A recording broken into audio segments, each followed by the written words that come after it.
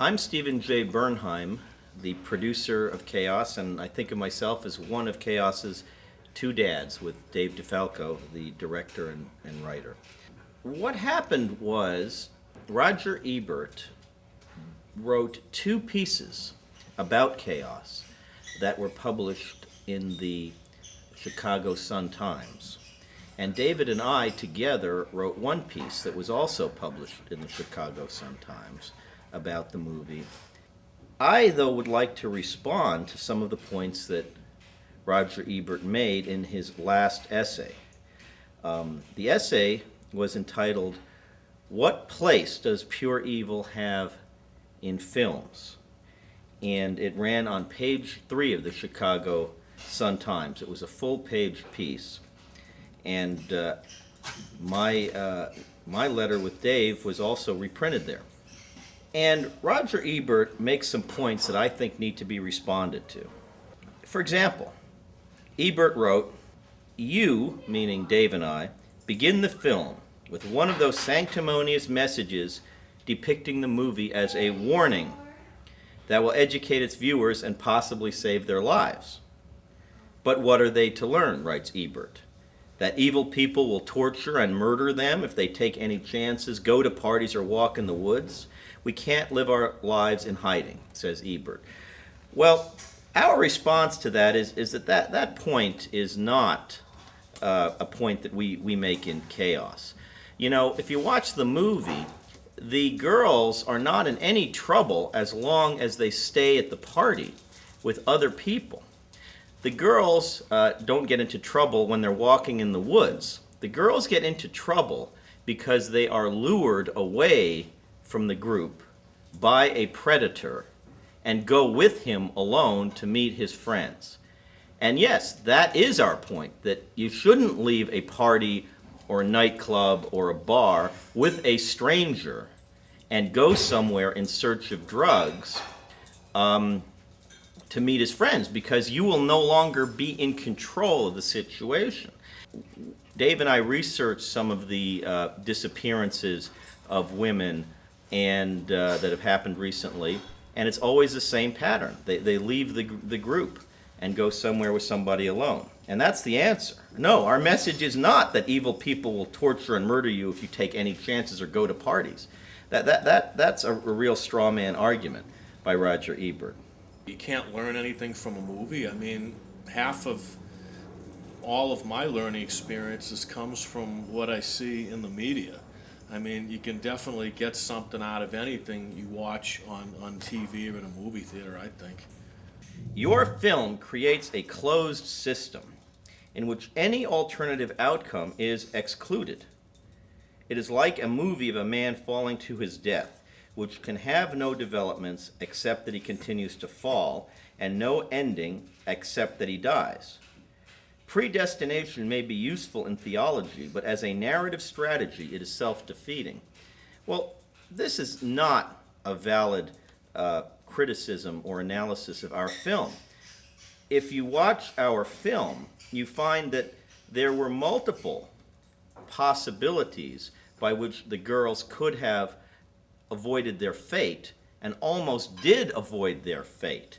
For example, the girls could have made the decision not to go with the predator to see his friends and leave the party. That was one decision. In fact, the two girls have an argument about whether or not to go, with one girl saying, "Let's not go, let's stay here," the other one saying, "Yeah." Well, if the one girl had won the argument, those girls would still be alive. It's not like they jumped out a window and are automatically going to die. Second of all, we show several escape attempts, some of which come very close to success. At one point, one of the victims is running out of the woods and comes upon a motorist, and that motorist, played by me incidentally, could have picked up the girl and taken her away. But because we wanted to show the phenomenon in society that people don't want to get involved or stand up for other people, because that is a reality, she never does escape. But it's a narrow miss. At another point, one of the girls gets control of a knife and actually stabs and mortally wounds one of the gang of predators. So there are multiple points in the movie that Ebert apparently did not notice where there's a very, very good possibility that the girls will escape their fate. It's not at all a closed system that inevitably leads to their death. And also, couldn't you, you could hold that argument for any movie that has doesn't have a positive ending. So, any movie that doesn't end in a happy way, you're going to say that this kind of an argument. I mean, it really doesn't make sense to me. Oh, another point that Ebert makes is he says, yes, you got a good review from the Daily Herald, but every other major critic who has seen the movie shares my view. Well, Ebert knows that that's not true because in his original review of our film in the Chicago Sun-Times, he specifically referenced Ain't It Cool News, which gave it a good review. Ebert himself quoted Capone in Ain't It Cool News as finding the film, quote, highly effective if painful and difficult to watch. So I don't know how Roger Ebert, by the time he writes his second essay, forgot, for example, about the Ain't It Cool News review. And I think Ain't It Cool News now is certainly a major source of film criticism. Also, we got many positive reviews. Film Threat, for example, is a major outlet and an important reviewer of film, especially cutting-edge film. And Film Threat gave us a very positive review. One of the Detroit publications gave us a very positive review. And even much of what I think Ebert would consider negative reviews are in a large sense positive because generally they acknowledge the effectiveness of the film and they acknowledge how the film is made and the craftsmanship behind the film. They just dislike the message of the film and the graphic nature of the film. To me, those aren't even necessarily bad reviews. The National Globe magazine, the supermarket tabloid, actually picked up on the debate that we were having with Roger Ebert and did a 2-page feature on the entire deal. And in fact, they not only presented Ebert's point of view and our point of view, but they also researched the original serial killer on which Dave DeFalco, the director-writer, based the killings. That was Pee Wee Gaskin. And that obviously got us a lot of attention. Dan Geyer is the president of the Chicago Film Critics Association, an organization to which Roger Ebert actually belongs. And Dan Geyer had a very different perspective in another Chicago newspaper, the Daily Herald. Chaos is a blunt, brutal, and artless enterprise that does something no modern film has accomplished since 1973's The Exorcist. Reacquaints us with our humanity. So Dan Geyer in the Daily Herald of Chicago had exactly the opposite perspective on the morality and the moral message of the film than Roger Ebert did in the Chicago Sun-Times. And that's another aspect of the debate. I think Roger Ebert gave the movie a good review in kind of a backhanded way. I mean, he basically strongly stated that the movie affected him in a big way. He stated that there were scenes that, were so gruesome he couldn't describe them no matter what words he used, and he was filled with sadness at certain points. So he said it was basically well done, which I think, is giving it basically a good review. He wasn't saying it was a piece of crap. I mean, I think what he didn't like about it was the fact that evil wins out in the end, and that there's no redemption for the killer. And then, of course, his point, the no hope, being with the movie. But what I say to that is if you make a movie about Adolf Hitler or Joseph Stalin or Charles Manson, I mean, where would the hope be in a movie like that? And then would those movies then have no value?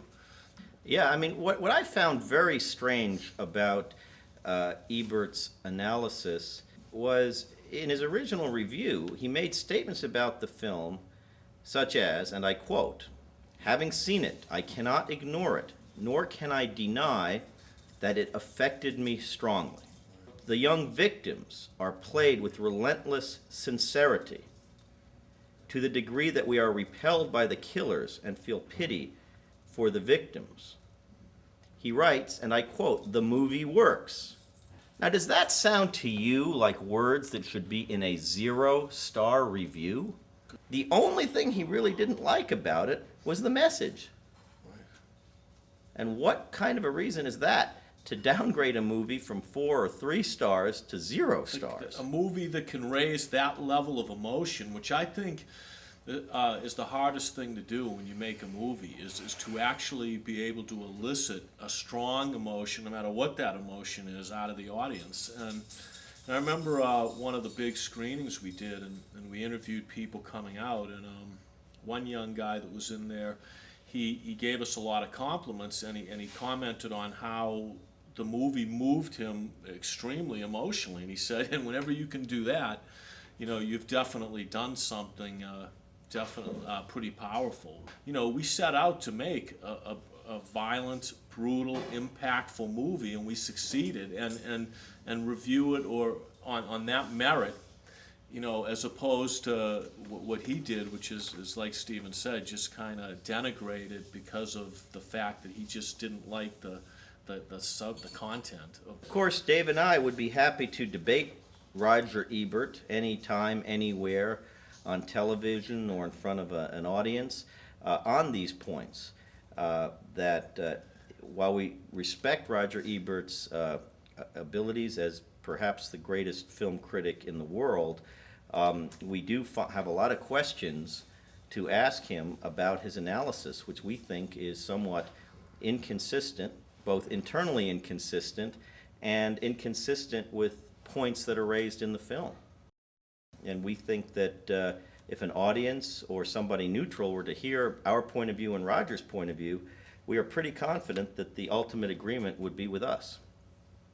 Good point. Yeah, you know, again, we don't have anything against Roger Ebert. I think he's a great critic, and I actually appreciate the compliments he did give us in the body of his review, because I think he did it. And in his response to our letter, Stephen, didn't he state that we were gifted and that we had talent? But then he went on to say that he didn't think we used our talent for the right reason, but hey, he still gave us a compliment. That's the biggest film critic in the world pretty much saying, you know, we have talent. So I thank him for that, and the rest is up for debate, I guess.